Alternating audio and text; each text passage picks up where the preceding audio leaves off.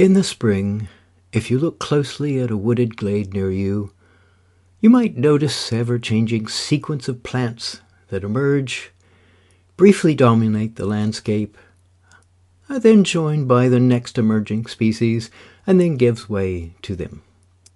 In Scotland, wild garlic had its place in this sequence, and it was delight to watch its progress and to harvest a few leaves now and again to include in our recipes.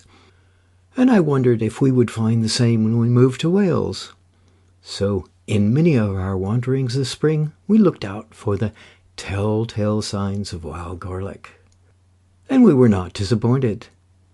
They did emerge, and not far away, and so it was easy to mark their progress, and in this video we traverse their realm.